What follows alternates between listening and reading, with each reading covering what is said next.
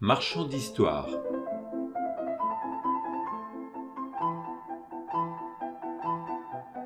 Bonjour, Didier Lemarié sur ton blog préféré marchand-d'histoire.com. Je vais te raconter aujourd'hui une nouvelle histoire qui s'appelle le ravalement de façade. Parfois, il y a des mystères qu'on a du mal à comprendre, mais qui au bout d'un moment prennent tout leur sens. Je t'en dis pas plus, à tout à l'heure. Je raccroche avec le propriétaire suite au compte-rendu de la dernière visite. Ce ne sera pas encore pour cette fois-ci. La maison est sur le marché depuis quelques mois. Les visites ne sont pas nombreuses et nous sommes sur un budget important qui dépasse les 500 000 €. Pour un bien en front de mer, c'est tout à fait justifié. En plus, il est imposant et en superbe état. Je suis agent immobilier depuis déjà plusieurs années. Mon rôle consiste à aider vendeurs et acquéreurs à accomplir leurs projets, leurs rêves. Je suis là aussi pour conseiller sur différentes stratégies à adopter afin d'aboutir dans de bonnes conditions pour tous.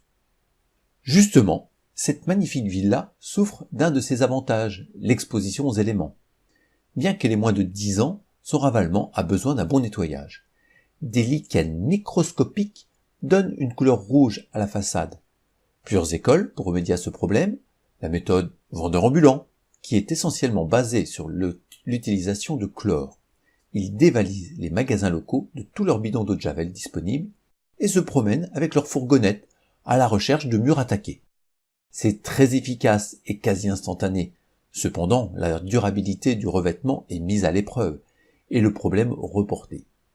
D'autres possibilités, faire appel à des professionnels installés qui utilisent des produits beaucoup moins agressifs, mais un peu plus lents, mais surtout plus durables.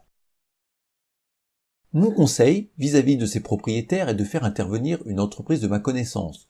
Je sers même d'intermédiaire, les vendeurs n'habitant pas sur place, avec un couvreur qui réalise ce traitement. L'opération du ravalement de façade est réalisée. Nous sommes en avril.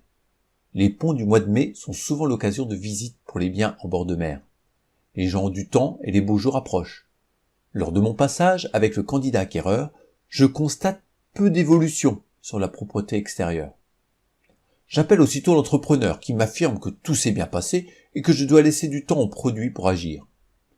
10 jours plus tard, j'y retourne et force est de constater que rien n'a changé. L'artisan informé m'avance une explication sur le dosage. Il me promet d'aller vérifier sur place, ce qu'il fait une semaine plus tard. Tout est clean, me soutient-il.